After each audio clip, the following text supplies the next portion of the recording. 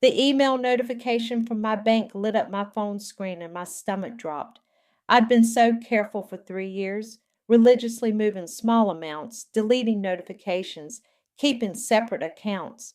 One stupid oversight was about to unravel everything. I'm Yolanda, and until today, I thought I was smarter than this. Honey, Kelvin's voice carried from his home office. Did you just get a transfer alert too? My fingers trembled as I swiped the notification away. Must be a glitch, I called back, trying to keep my voice steady. The banking app's been weird lately. I could hear him clicking away at his keyboard. The sound made my skin crawl. 3 years of careful planning, of squirreling away bits of my salary, of building my escape fund dollar by dollar. All of it hanging by a thread because I forgot to turn off the joint account notifications. That's strange, he said. I'm seeing a bunch of transfers here I don't recognize. I grabbed my laptop and frantically logged into my private account. Maybe I could move the money before he figured it out. Maybe. Yolanda, what the hell is this? The world tilted. I closed my eyes, took a deep breath, and walked to his office. Kelvin sat at his desk, face flush, staring at his screen. $50,000? His voice cracked. You've been hiding $50,000 from me? I can explain. Explain what? That my wife's been stealing from our family? It's my money, Kelvin, from my salary. He spun in his chair to face me. We're married. Your money is our money. That's how family works. I'd rehearsed this conversation in my head 100 times, but now the words stuck in my throat. How could I explain the gnawing fear that grew every time his brother Austin called with another crisis? The way my stomach clenched when his mother Deborah guilted us into lending money we'd never see again. Remember last Christmas? I said quietly. When Austin needed bail money. That was different. Or when your mom's roof suddenly needed replacing. Or when Austin's car got repossessed. Their family. Kelvin slammed his hand on the desk. What was I supposed to do? Let them suffer? What about us? What about our future? His phone buzzed. The caller ID showed Austin's name. Of course. The universe has a sixth sense of timing. Don't, I warned. But Kelvin was already answering. Hey, bro, this isn't a great time. Kelvin's face fell as he listened. How much? Jesus, Austin! I could hear Austin's desperate voice through the speaker, spinning another tale of bad luck and worse choices. My hands balled into fists. I'll call you back, Kelvin said finally. He looked at me, his expression a mix of anger and pleading. Austin's in trouble. He needs help. No. Yolanda, I said no. My voice was stronger now. That money is off limits. He reached for his phone again. I'm calling Mom. Don't you dare! But he was already dialing. I watched helplessly as Deborah's name appeared on the screen.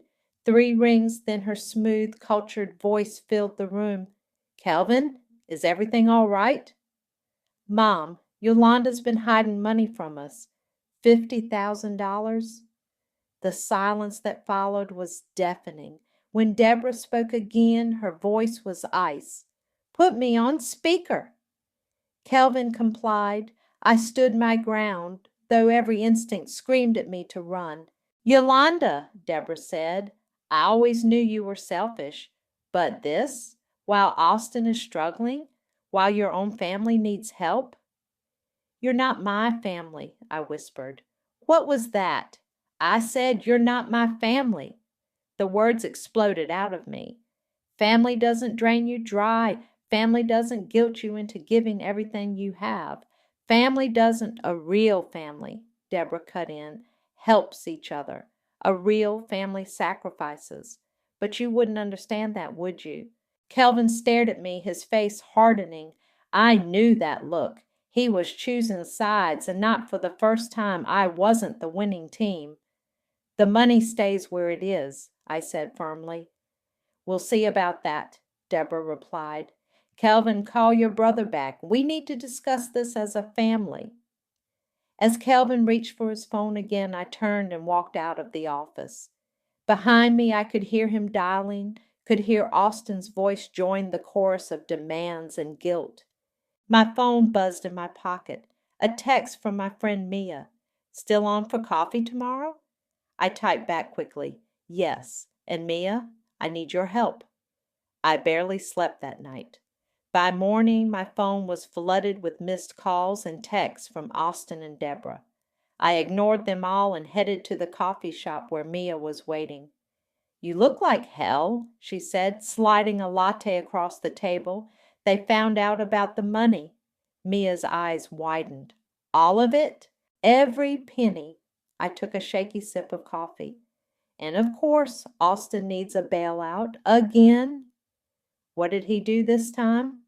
Before I could answer, my phone buzzed. Kelvin's face appeared on the screen. Mia gestured for me to answer it. Hello? Where are you? His voice was tight.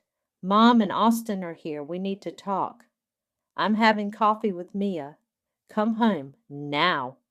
Put me on speaker, I said, my voice steadier than I felt. Mia reached across the table and squeezed my hand. There was a rustling sound, then multiple voices filled the line. Yolanda, Austin's voice came through first. I wouldn't ask if it wasn't important. I'm in real trouble here. What kind of trouble?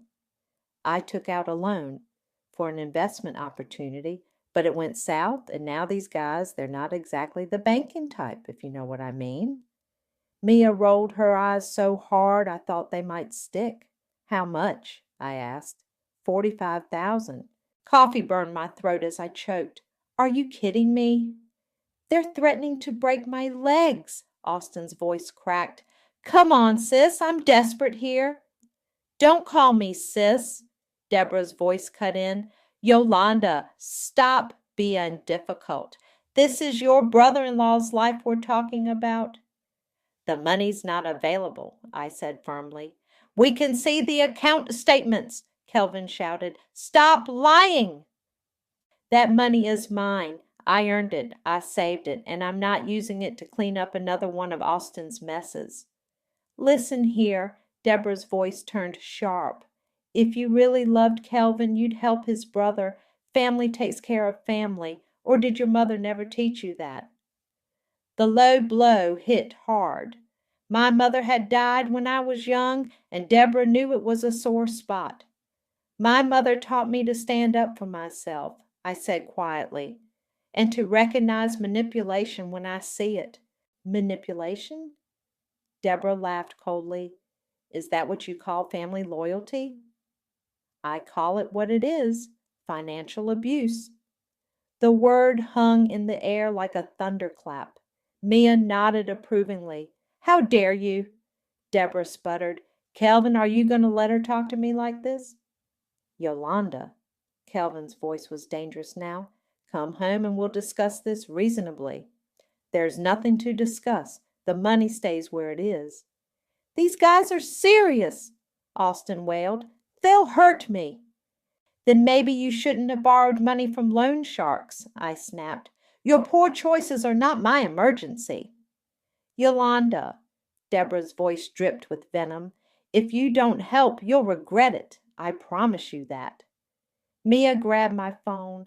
Listen up, you manipulative witch, she spat. Yolanda's done being your ATM. Try threatening her again, and I'll personally make sure everyone in town knows exactly what kind of family you really are. She ended the call and handed my phone back.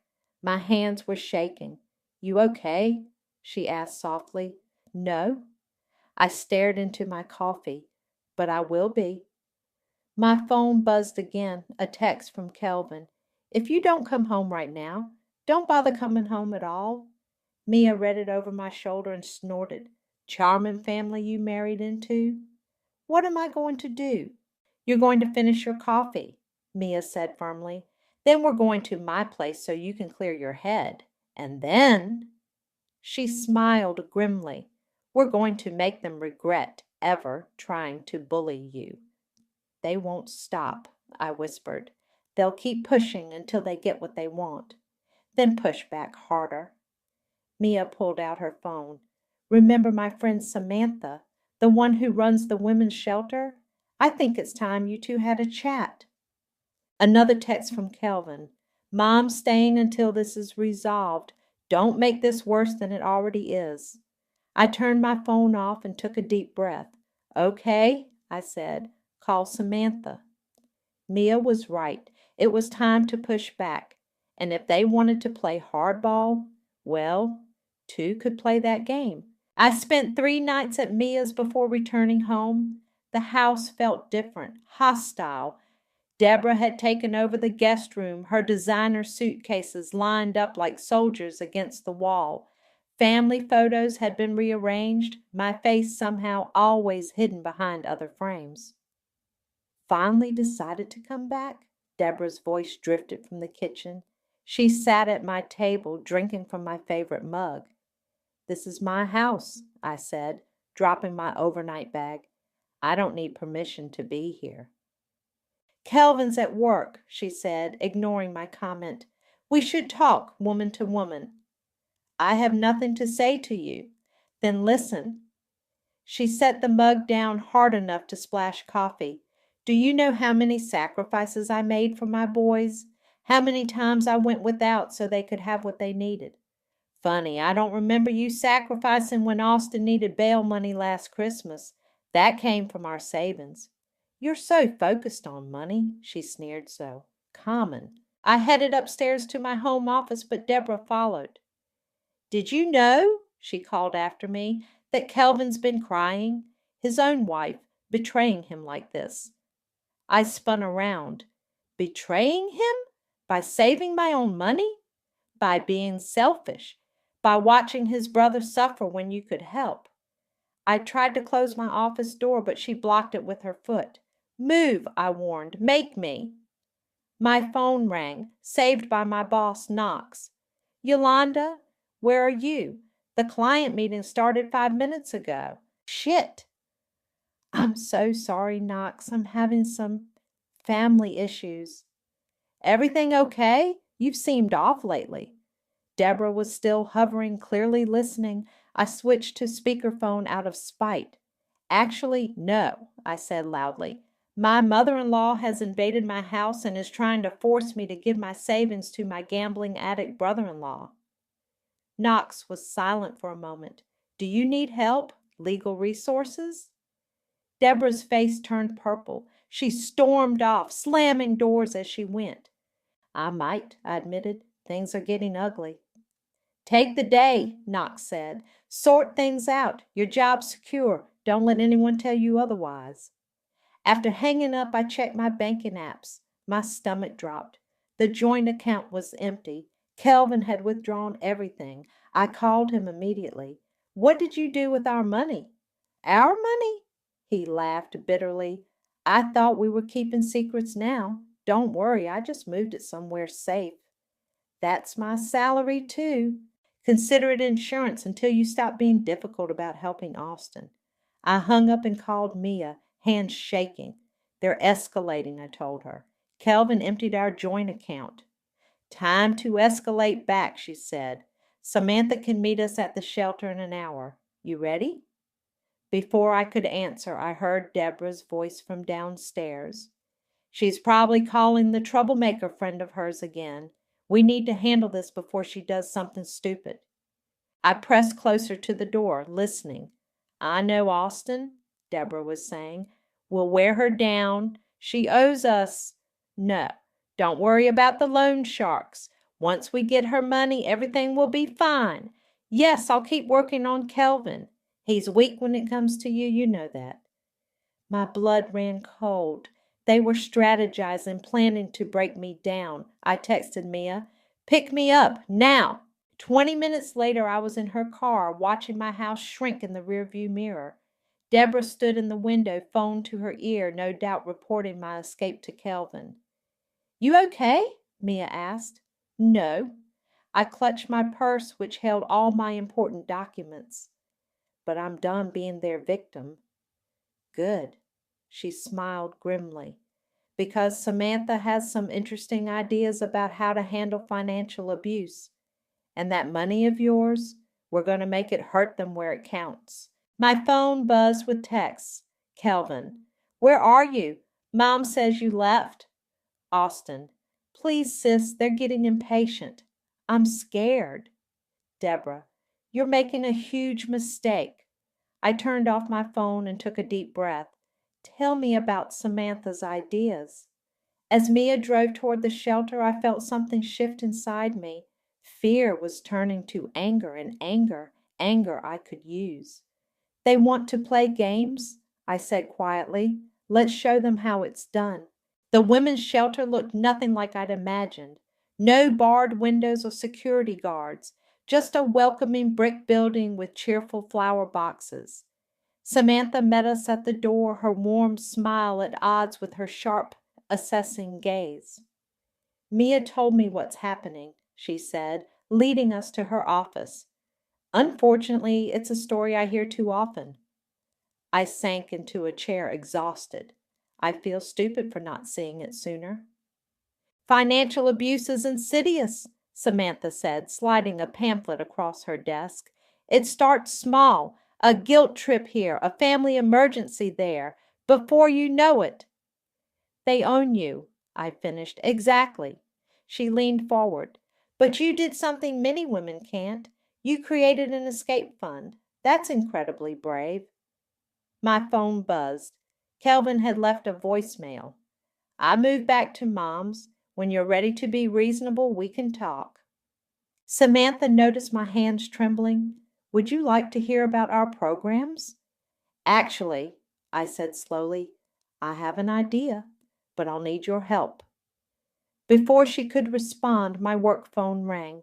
Knox again. Sorry to bother you, he said when I answered, but there's something you should know. Your husband called asking about your next paycheck deposit. My stomach clenched. What did you tell him? That it's against company policy to discuss employee finances with anyone but the employee. Yolanda, do you need help? I'm handling it, I said. But Knox? Thank you. After hanging up, I turned to Samantha. How much would it cost to build a new wing for the shelter? Her eyebrows shot up. A new wing? We've been dreaming of expanding, but the funding? What if you had $50,000? Mia gasped. Yolanda, are you serious? Dead serious.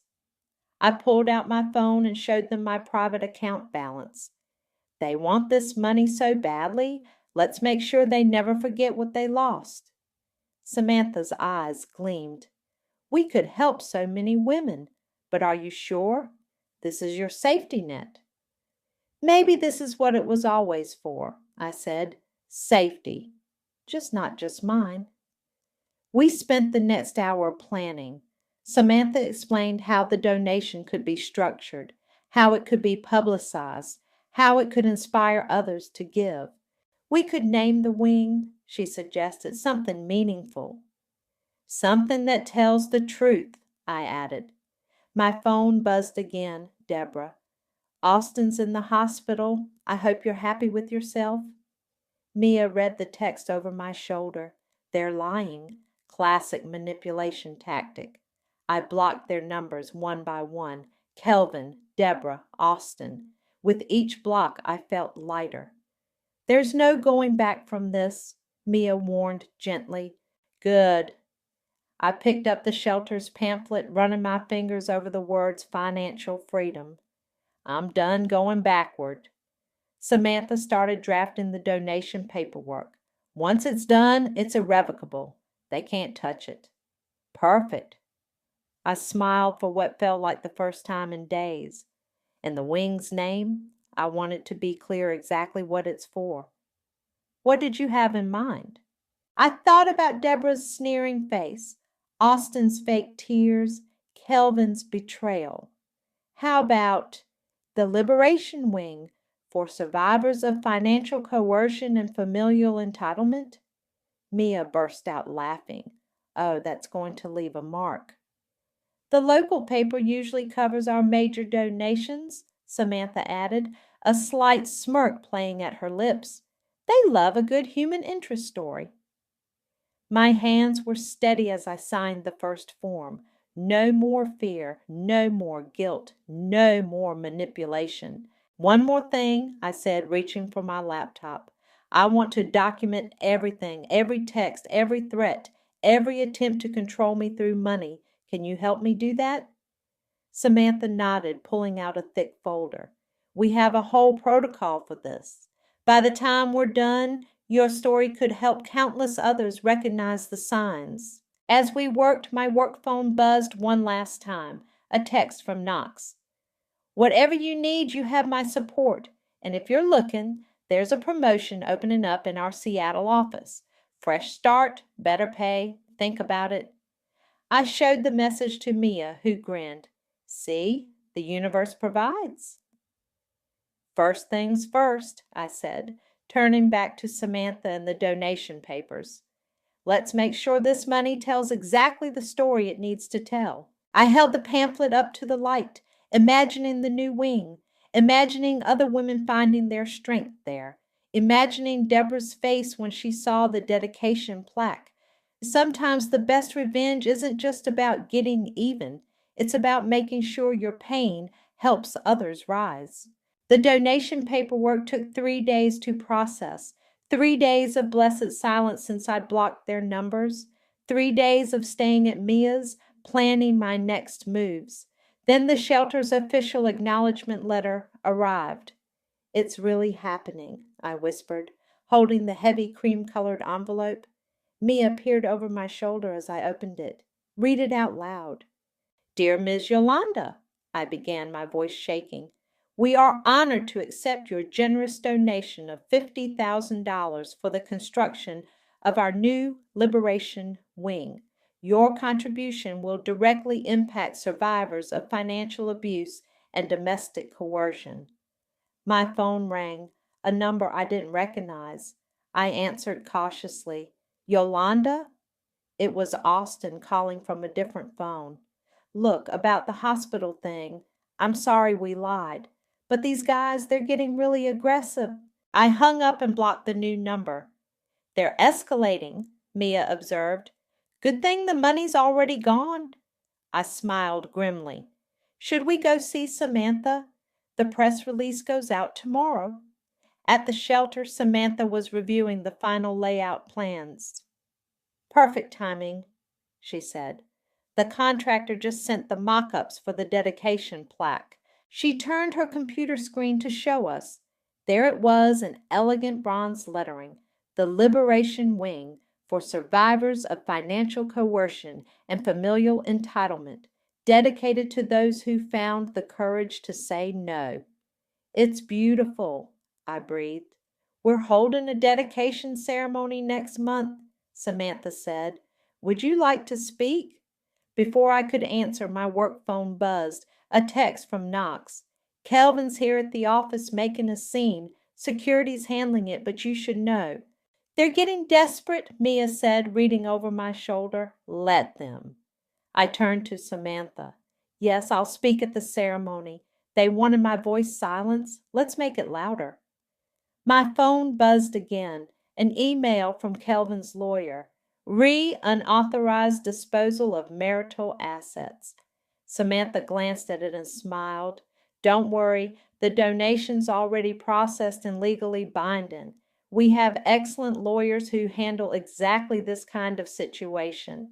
I saved every receipt, I said. Every pay stub showing it was my money. Every text showing their threats. Smart girl. Samantha pulled out a business card. But take this anyway. She's the best family lawyer in the state. Another unknown number called.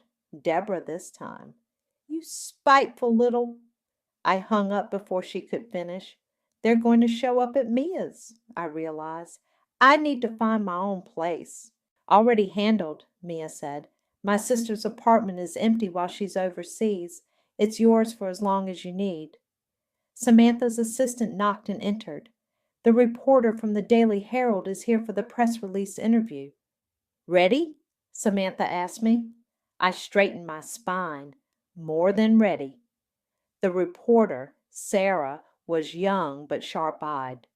"So tell me about what inspired this donation," she said, recorder running.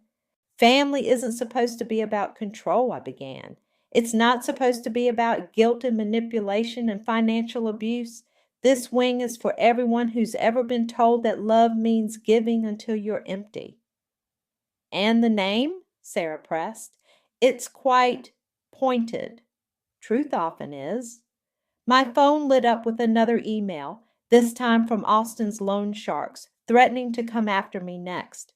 I forwarded it to Samantha's lawyer without even blinking. "You know they'll read this article," Mia said after Sarah left. "I'm counting on it." I picked up the plaque mock-up. Sometimes the only way to fight shame is with truth. Samantha's phone rang. "Yes, I see. Yes, send them away. No, we don't give out donor information." "Deborah?" I guessed. "And Austin. They're outside."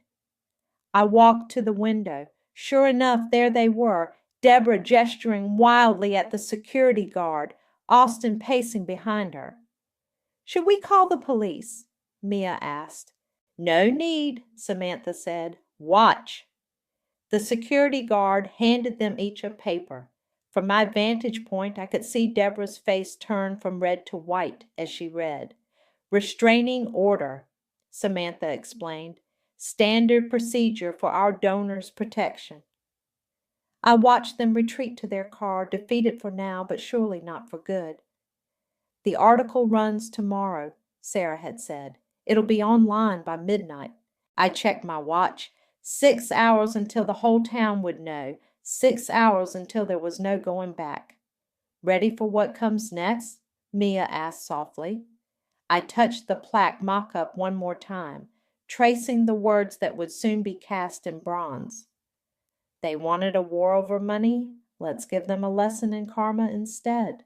The article dropped at midnight exactly. By 12:03, my phone was exploding with notifications.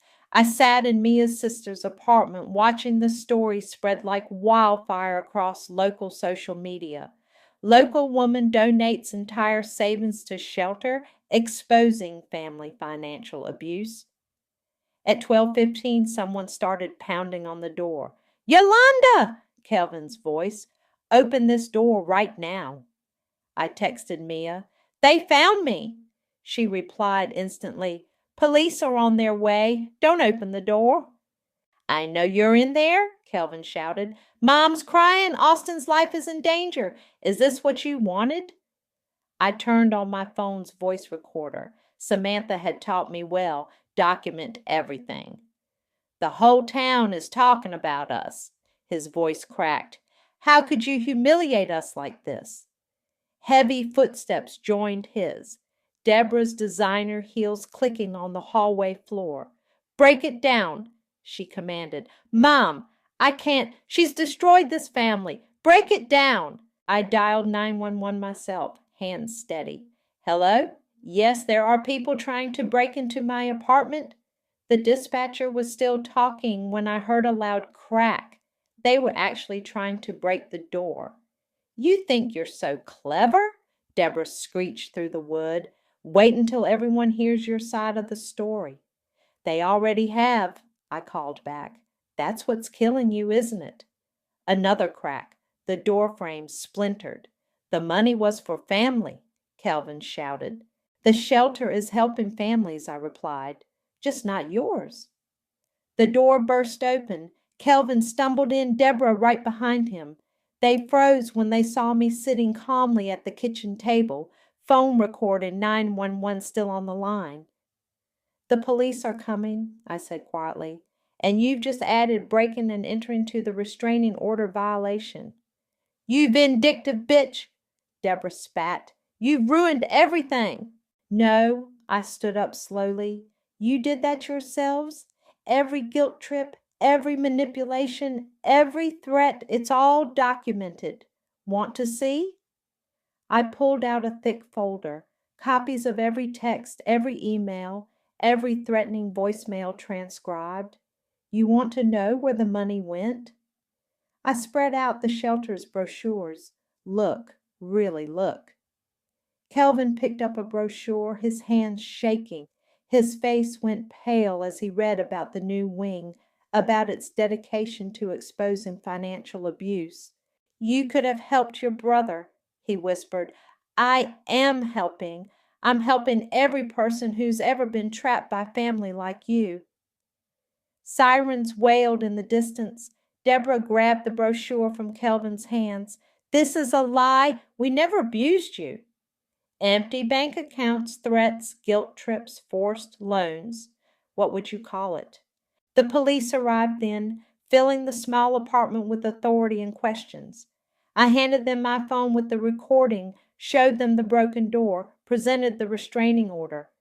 Press charges? An officer asked. Absolutely. As they led Kelvin and Deborah away, my phone buzzed with a text from Austin. They're coming for me tomorrow. This is your fault. I forwarded the message to Samantha's lawyer and the police. One more piece of evidence, one more nail in their coffin. Mia arrived just as the police were finishing up. Holy shit, she surveyed the broken door. They really lost it. They lost control, I corrected. It's not the same thing. My phone kept buzzing. Messages from old friends, co-workers, even distant relatives. Some expressed shock, others shared their own stories of financial abuse. The article had struck a nerve. Look at this, Mia held up her phone. The shelter's donation page was flooded with new contributions, many citing my story as inspiration. Deborah wanted everyone to know the truth, I said. Careful what you wish for. The police officer returned with some forms. Restraining order now covers all three of them. They come near you again, they go straight to jail. As I signed the paperwork, another text came through from Knox. Seattle position is yours if you want it. After what happened today, no one would blame you for wanting a fresh start. Mia read it and squeezed my shoulder. What do you think? I looked around the apartment with its broken door, thought about the shelter with its new wing, considered the ripples spreading from one act of defiance. I think, I said slowly, that running would send the wrong message. I'm not the one who should be ashamed. Good, Mia grinned, because Samantha says the dedication ceremony just got moved up. Apparently there's been a lot of interest. I smiled, imagining Deborah reading about it in the police station. Perfect. Let's make it count.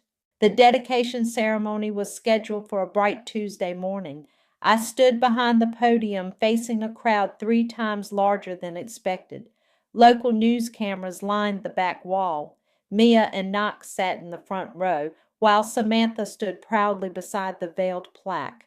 When I started saving money in secret, I began, my voice clear and steady, I thought I was alone. I thought I was being paranoid, selfish even. That's what they wanted me to think. Movement at the back of the room caught my eye. Kelvin slipped in, trying to be inconspicuous. Our eyes met briefly before he looked away. Financial abuse doesn't always look like stolen credit cards or emptied bank accounts, I continued. Sometimes it looks like family. Sometimes it sounds like if you really loved me, or we're blood, or family takes care of family. Murmurs of recognition rippled through the crowd. I saw several women nodding, some wiping tears. The Liberation Wing isn't just about providing shelter. It's about breaking silence. It's about revenge. Deborah's voice cut through the room as she burst through the doors. This spiteful woman took money that could have saved my son and used it to destroy our family. Security moved toward her, but I held up my hand. Let her speak. This is exactly what we're here to address. Deborah stormed down the aisle. You want to talk about abuse? What about the abuse of family loyalty? What about the loan sharks threatening your son? I interrupted. The ones you helped him borrow from? Should we talk about that? She faltered. In the crowd, I saw phones recording, journalists scribbling. My son needed help, and now others will get the help they actually need. I turned back to the audience. This is what financial abuse looks like, everyone. Watch and learn. You had no right, she screamed. That money belonged to the family. No, I said firmly. That money belonged to me, and now it belongs to every woman who's ever heard family used as a weapon. Security finally reached her, gently but firmly escorting her out. She was still yelling, but her words were drowned out by spontaneous applause. Kelvin stood up, looking lost. Yolanda. Yes. Austin's gone missing. The loan sharks. We can't find him. A ripple of whispers went through the crowd. This wasn't the drama they'd expected. I'm sorry to hear that, I said, meaning it. Have you called the police?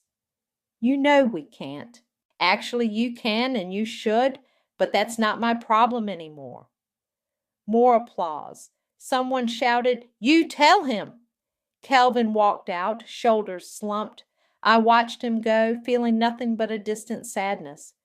Now, I turned back to the crowd, shall we unveil the plaque? Samantha stepped forward, gripping the cord. Would anyone else like to share their story first? Hands shot up across the room. One by one, women stood to speak. Stories of siblings demanding inheritances, of parents emptying college funds, of partners hiding debt, each one different, each one heartbreakingly familiar. This is why we're here, I said after the last speaker.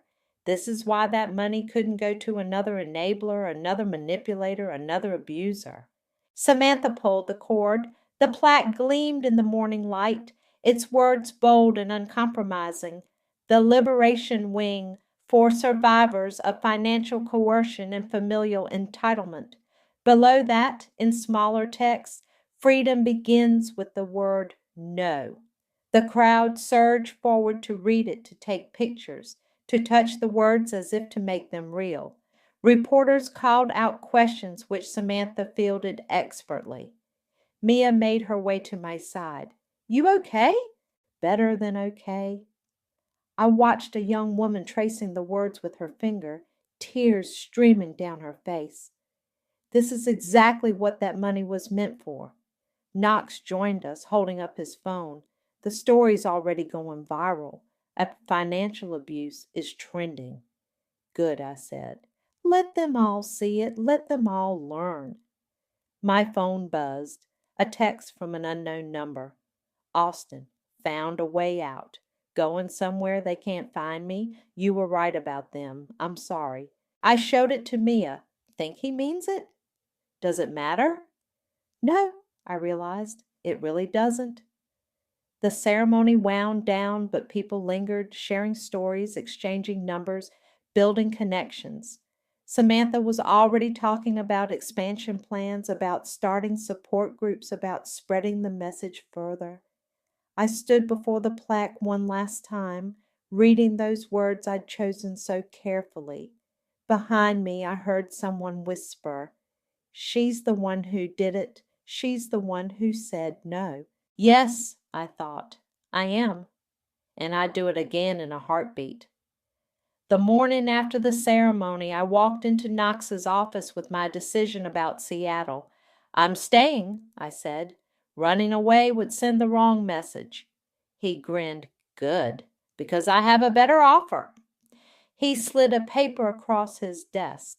Regional director, here. More money, more responsibility, and a chance to implement that financial literacy program you've been pushing for. My hands shook as I read the offer letter. This is well deserved, he finished. Plus, the company wants to partner with the shelter, monthly workshops, job training, the works. Before I could respond, my phone buzzed. Samantha. Turn on the news, she said without preamble. Channel 5.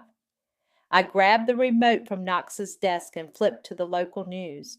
There was Deborah being led out of her house in handcuffs. We've been arrested this morning in connection with an illegal lending operation, the reporter was saying. Sources say she acted as a broker, connecting desperate borrowers with unauthorized lenders for a fee. Knox whistled. Karma's not just a concept, huh? My phone buzzed again. A text from Kelvin. They found Austin.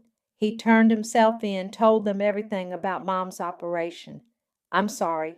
You were right. I showed Knox the message. Think he means it? Does it matter? That's what Mia said. I smiled. And no, it really doesn't. The office door burst open. Mia rushed in, waving her phone. Have you seen? It's not just Deborah. They got the whole ring. And guess who gave them the evidence? Who? Your documentation? All those texts and emails you saved? The police used them to build their case. Your revenge just took down a loan shark operation. I sank into a chair, stunned. I just wanted to help other women. And you did, Knox said. But sometimes doing the right thing has bigger consequences than we expect. My phone kept buzzing. Messages from women who'd been at the ceremony, sharing their own victories. One had finally told her gambling addicted sister no. Another had frozen the credit cards her mother had been draining. Each message ended the same way. You showed me. I could. The shelters had 30 new donations since yesterday, Mia reported. Small amounts, but each one comes with a story. You started something, Yolanda. We started something, I corrected. Knox's assistant knocked and entered. Sorry to interrupt, but there's a woman here asking for Yolanda. Says she needs help standing up to her family. I looked at Knox, who nodded. Take all the time you need. Regional directors set their own schedules anyway. In the lobby, a young woman waited, clutching a familiar-looking brochure. I saw you speak yesterday, she said. My brother, he's like Austin. And my mom, she's exactly like Deborah. I don't know what to do. I sat down beside her. Yes, you do. That's why you're here.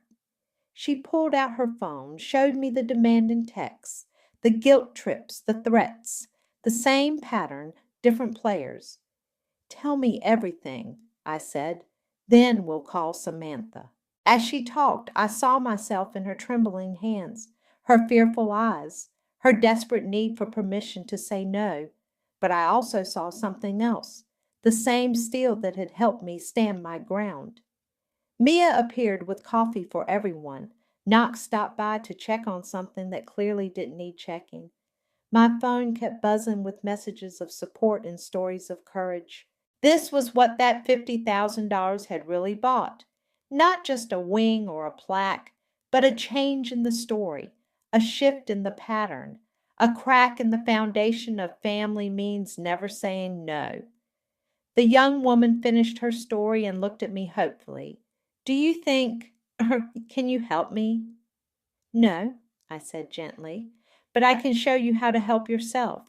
That's worth so much more. I pulled out my own copy of the shelter brochure, opened it to the first page. There was the mission statement we'd crafted, the words that had cost me a marriage but bought something far more valuable. Your money is yours. Your boundaries are valid. Your no is enough. Ready? I asked her. She straightened her spine, squared her shoulders, and nodded. Ready.